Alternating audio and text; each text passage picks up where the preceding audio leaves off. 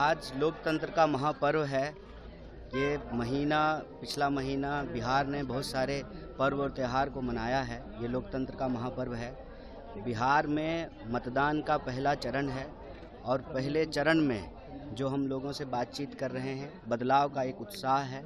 मुझे उम्मीद है कि इस चरण में जहाँ जहाँ मतदान हो रहा है, बिहार के वोटर अपने अधिकार के लिए, पलायन को रोकने के लिए, घर घर नौकरी के लिए और बिहार में बदलाव के लिए वोट करेंगे। कन्हैया जी, राहुल गांधी आरोप लगा रहे हैं वोट चोरी का, इस पे क्या कहना चाहिए? आरोप नहीं लगा रहे हैं, सबूत के साथ, तथ्य के साथ दावे से कह रहे हैं कि चुनाव आयोग अपने काम को ठीक से नहीं कर रही है।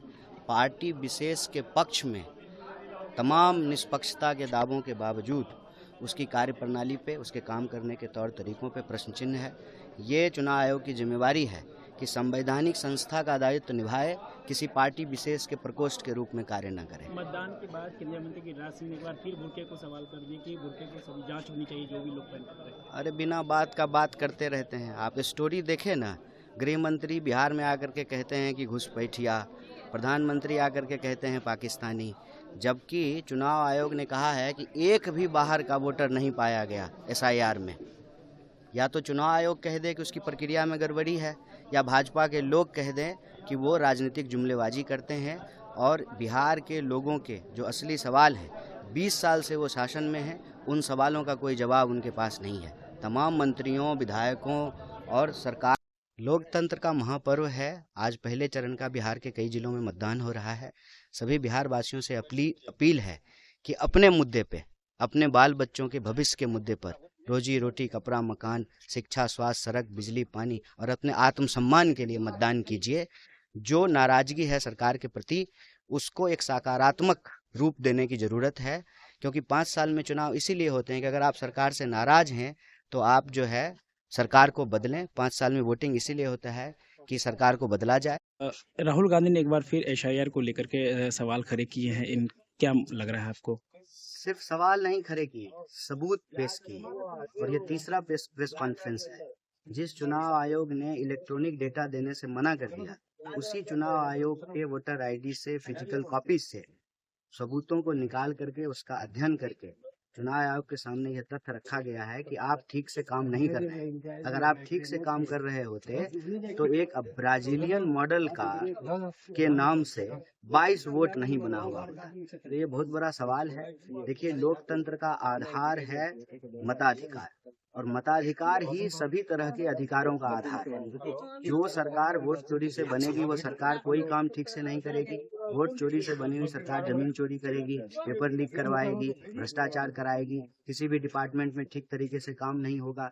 तो अपने बाल बच्चों के भविष्य को सुरक्षित रखने के लिए, अपने अधिकारों को बचाए रखने के लिए, भारत में लोकशाही और लोकतंत्र को अक्षुण्ण रखने के लिए मताधिकार को बचाना जरूरी है। इसीलिए नेता प्रतिपक्ष सबूत के साथ सवाल पूछे। लगातार बुर्के को लेकर के सवाल खड़ा किया जा रहा है केंद्रीय मंत्री द्वारा, क्या लगता है?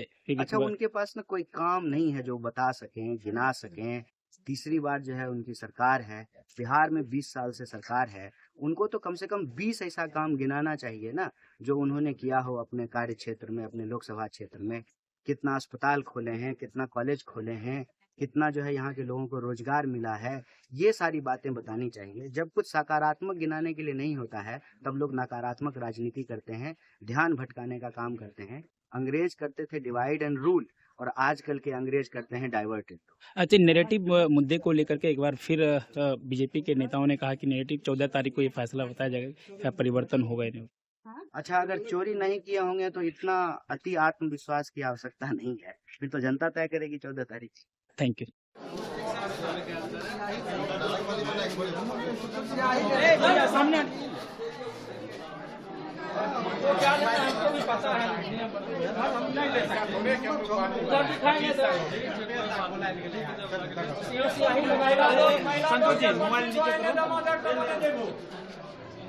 भैया लोगो आ रहा है।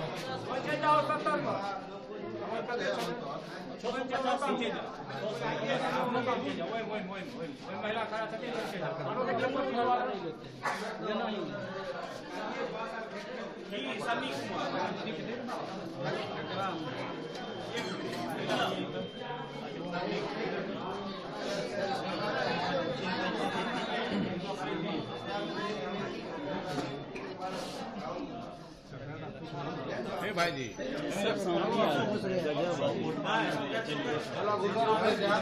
सियाही तनियारों से लगाइएगा।